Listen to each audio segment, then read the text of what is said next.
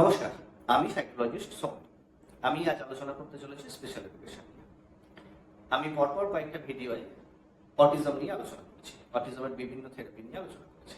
তারই পার্ট হিসাবে আজকে আলোচনা করতে চলেছি স্পেশাল এডুকেশন। স্পেশাল এডুকেশন নিয়ে আলোচনা করার পূর্বে আমাদেরকে বুঝে নিতে হবে স্পেশাল এডুকেশনটা আসলে কি। কারণ স্পেশাল এডুকেশন সম্পর্কে আমি অনেক ক্ষেত্রেই দেখেছি যে অভিভাবকদের পরিষ্কার কোনো ধারণা নেই। অর্থাৎ কেন কথাটা আমি এইভাবে বলছি, তার কারণ স্পেশাল এডুকেশন, যখন এই স্পেশাল এডুকেশন এই শব্দটা আমরা শুনছি না, আমরা এডুকেশন বলতে বুঝছি যে পড়াশোনা করানো। অর্থাৎ বাচ্চাকে অ আ লিখতে শেখাবো বা এবিসিডি লিখতে শেখাবো, পড়তে শেখাবো, এইটা। যদি আমরা শুধু এইটুকু জেনে থাকি বা এইটুকু বুঝে থাকি, তাহলে আমি বলবো স্পেশাল এডুকেশন সম্পর্কে আমি খুব ছোট্ট একটা ধারণা রেখেছি। তার কারণ স্পেশাল এডুকেশন এইটুকু জায়গায় আবদ্ধ নয়। স্পেশাল এডুকেশন একটা বৃহৎ ব্যাপার। কেন বলছি বৃহৎ ব্যাপার? তার কারণ যে কোনো বাচ্চাকে যদি স্বাভাবিক জীবনে ফেরাতে হয়, যে কোনো বাচ্চা মানে যে কোনো পিছিয়ে পড়া বাচ্চাকে যদি স্বাভাবিক জীবনে ফেরাতে হয়, তাহলে স্পেশাল এডুকেশন বিরাট গুরুত্বপূর্ণ ভূমিকা রাখে। তাই স্পেশাল এডুকেশনে ব্যাপ্তিটাও অনেক বড়, অনেক ব্যাপ্তি। কিরকম? দেখুন, স্পেশাল এডুকেশন মানে, আবারও বলছি, শুধুমাত্র একাডেমিক পার্ট নয়।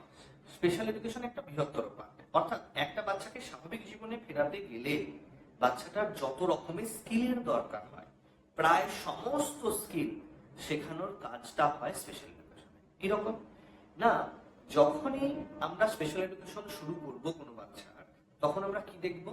তখন বিভিন্ন রকমের চেকলিস্ট আছে, যে চেকলিস্টটা আমরা প্রথমে ব্যবহার করে কি করব না, বাচ্চার কোন কোন ডোমেইনে কি কি প্রবলেম আছে সেগুলোকে আইডেন্টিফাই করব। কিরকম না, বাচ্চার অকুপেশন এর পার্টটা দেখবো। অর্থাৎ বয়স অনুযায়ী, একটা নির্দিষ্ট বয়স অনুযায়ী একটা বাচ্চার কি ধরনের অকুপেশনাল অ্যাক্টিভিটি করা দরকার, সেই অ্যাক্টিভিটিগুলো বাচ্চাটা করতে পারছে কি পারছে না, প্রথমে আমরা সেটাকে আইডেন্টিফাই করব, চিহ্নিত করে ফেলবো সেটাকে।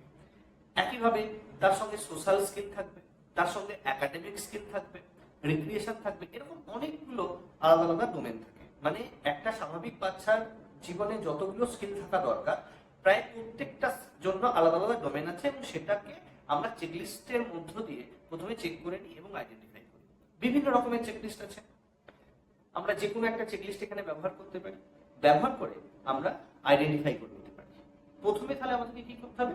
চেকলিস্ট ব্যবহার করে আমরা আইডেন্টিফাই করে নেব সমস্যাগুলোকে, এবং আইডেন্টিফাই করার পর যে সমস্যাগুলো বাচ্চা এখনো পর্যন্ত ভুগছে, মানে যে সমস্যাগুলোতে এখনো আছে, বাচ্চা পিছিয়ে আছে, সেই সমস্যাগুলোকে আস্তে আস্তে করে আমরা ধাপে ধাপে তাকে ট্রেনিং করাবো এবং সেই সমস্যাগুলো থেকে বেরিয়ে আসতে সাহায্য করবো।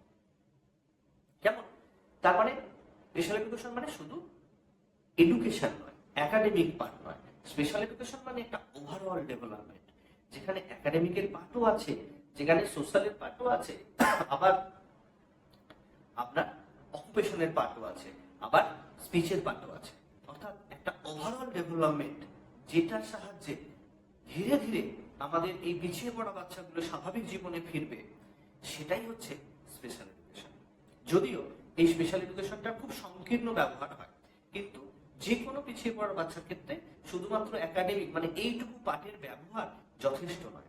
যদি আমরা কোনো বাচ্চাকে সত্যি সত্যি স্বাভাবিক জীবনে ফেরাতে চাই, তাহলে অবশ্যই কোনো একটা চেকলিস্টকে ফলো করে এবং তার সমস্ত ডোমেনগুলোকে আস্তে আস্তে করে চেক করে নিয়ে সমস্ত পাঠে তাকে সাপোর্ট দেওয়া, তাকে লিখতে সাপোর্ট দেওয়া, তাকে পড়তে সাপোর্ট দেওয়া, তাকে কিভাবে মুখ মুছতে হয়, স্নান করার পর গা মুছতে হয় সেটা সাপোর্ট দেওয়া, কি করে জামার বোতাম লাগাতে হয়, কি করে জুতো পরার পর জুতোর ফিতে বাঁধতে হয় সেটা শেখানো, কি করে সাইকেল চালাতে হয় সেটা শেখানো, বাচ্চা দাঁত মাজতে পারছে না সেটাও শেখানো, বাচ্চা পটিতে উবু হয়ে বসতে পারছে না সেটাও শেখানো স্পেশাল এডুকেশনের কাজ।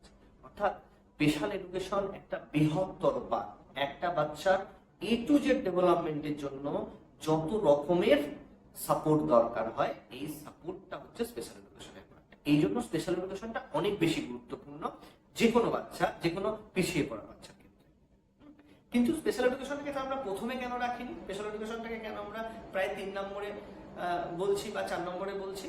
এটার একটা বড় কারণ হচ্ছে যে যেহেতু অটিজম বাচ্চাদের সেন্সার ইস্যু হয়, আমি আগেই বলেছি, সেন্সার ইস্যু আর কোঅর্ডিনেশনের সমস্যা থাকে, ফলে অন্য অন্য কাজ আমরা যাই করাতে যাই না কেন সেই কাজটা সে সঠিকভাবে করে উঠতে পারবে না। এই জন্য প্রথমে আমরা সেন্সার এবং অকুপেশনের উপর গুরুত্ব দিই। তাতে কি হবে, সেন্সার অকুপেশন দিলে বাচ্চার সেন্স এবং কোঅর্ডিনেশন ক্ষমতাটা যেমনি বেড়ে যাবে তেমনি দরকার স্পেশাল এডুকেশন। তাহলে স্পেশাল এডুকেটরের পক্ষে খুব সহজেই তার প্রত্যেকটা স্টেপ তাকে শিখিয়ে ফেলা সম্ভব হবে। স্পেশাল এডুকেটর নিজের মতো করে ধাপে ধাপে ধাপে ধাপে শেখাতে থাকবে। হ্যাঁ, এমন নয় যে এই পুরো ডোমেনটাকে সে খুব তাড়াতাড়ি শেখাতে পারবে, এটা যথেষ্ট সময় সাপেক্ষ একটি ব্যাপার। মানে খুব টার্গেট নিয়ে চলতে হয়। যেমন ধরুন এক একটা ডোমেন থেকে হয়তো একটা টার্গেট নিল, 1 মাসের জন্য হয়তো একটা টার্গেট নিল বা 2টো টার্গেট নিল। এই টার্গেটটা ফিল আপ করার পর হয়তো মাসে 3টে বা 4টে টার্গেট নিয়েই চলতে পারবে। সেই টার্গেটটা ফিল আপ করার পর মানে সেই টার্গেটটাকে যখন আমরা সম্পূর্ণ করবো তারপর আবার নতুন টার্গেট নেবো, এইভাবে আগানো। ধরা যাক একটা বাচ্চা জামার বোতাম লাগাতে পারছে না, তাহলে আমরা তাকে জামার বোতাম লাগাতে শেখাবো। হতে পারে এই জামার বোতাম লাগাতে শেখানো 1 মাস সময় লেগে গেল। বা একটা বাচ্চা প্যান্ট পরতে পারছে না বা তার পেচ্ছাপ করার সময় সে প্যান্ট খুলে পেচ্ছাপ করতে পারছে না।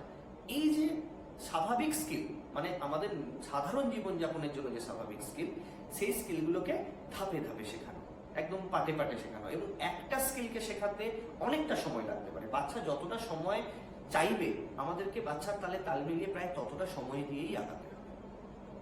তার মানে স্পেশাল এডুকেশন আবারও বলি একটা বৃহৎ বড় বিষয়, এবং প্রত্যেকটা ডোমেন ধরে ধরে যদি আমরা একটা বাচ্চাকে সঠিক স্পেশাল এডুকেশন দিতে পারি তাহলে বাচ্চাটা ধীরে ধীরে তার স্বাভাবিক জীবনযাপন করতে শুরু করবে।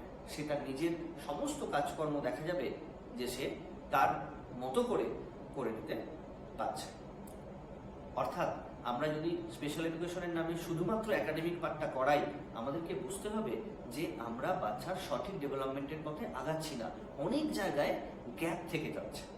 যে গ্যাপগুলো আমরা খালি চোখে দেখতে পারবো না, কারণ যতক্ষণ না সমস্যার মুখোমুখি হচ্ছে ততক্ষণ তো আমরা বুঝতে পারবো না। সেই কারণে চেকলিস্টটা ভীষণভাবে গুরুত্বপূর্ণ। আমরা চেকলিস্ট ধরেই আগাবো।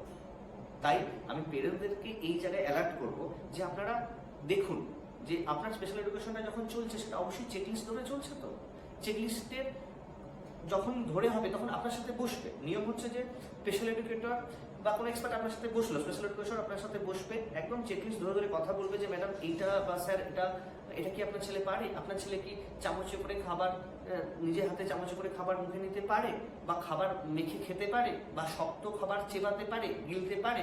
এরকম পাটে পাটে প্রশ্ন করবে এবং সেইটা আপনি বলবেন পারে কি পারে না, বা একটু একটু পারে, যতটা পারে। আমরা সেই জায়গাটাতেই নিয়ম হচ্ছে দাগিয়ে রাখা যে এই পার্টিকুলার এই স্কিলটা অর্ধেকটা পারে, এই স্কিলটা পুরোটা শিখে গেছে, এই স্কিলটা একটুও শেখেনি, এই স্কিলটা এখনো অ্যাপ্লাই হয়নি। এইভাবে ছোট ছোট প্রচুর স্কিল, প্রায় 100খানেকের ওপর স্কিল আছে। সেই স্কিলগুলোকে আইডেন্টিফাই করতে হবে এবং ধীরে ধীরে কোন মাসে আমরা কোন টার্গেটটা নিচ্ছি এটাও ক্লিয়ার হতে হবে। সেটা পেরেন্টসকেও ক্লিয়ার হতে হবে এবং যিনি করাচ্ছেন ওনাকেও ক্লিয়ার হতে হবে। তাতে কি হবে, যিনি করাচ্ছেন উনি হয়তো দেখা গেল যে জামার বোতাম লাগানোর স্কিলটাকে নিয়েছে, সেই জামার বোতাম লাগানো শেখানো হচ্ছে, তিনি 1 ঘন্টা হয়তো 3টে-4টে স্কিল জানিয়েছিলেন, সেটা প্র্যাকটিস করলেন থেরাপি সেন্টারে। এবার আপনার কাজ হচ্ছে, মানে পেরেন্টসদের কাজ হচ্ছে পুরো ব্যাপারটা কিভাবে পাটে পাটে শেখানো হচ্ছে, কতটুকু শেখানো হচ্ছে, একবারে তো পুরোটা শেখানো হয় না, ওটাও পাটে পাটে শেখানো হয়, কতটুকু শেখানো হচ্ছে সেটা জেনে নেওয়া এবং বাড়িতে গিয়ে পেরেন্টস আবার সেটাকে প্র্যাকটিস করাবে। ফলে কি হবে, যখনই সবাই মিলে আমরা চেষ্টাটা করব দেখবো যে খুব তাড়াতাড়ি তার স্কিলগুলো ডেভেলপ করে যাচ্ছে এবং চোখের সামনে আমরা দেখতে পারবো যে আমাদের সন্তান সুন্দরভাবে সমস্ত স্কিলগুলোকে অ্যাডাপ্ট করে নিচ্ছে আর আস্তে আস্তে তার স্বাভাবিক জীবনে ফিরতে শুরু করছে, তার নিজের কাজগুলো সে খুব সুন্দরভাবে করে নিতে পারছে।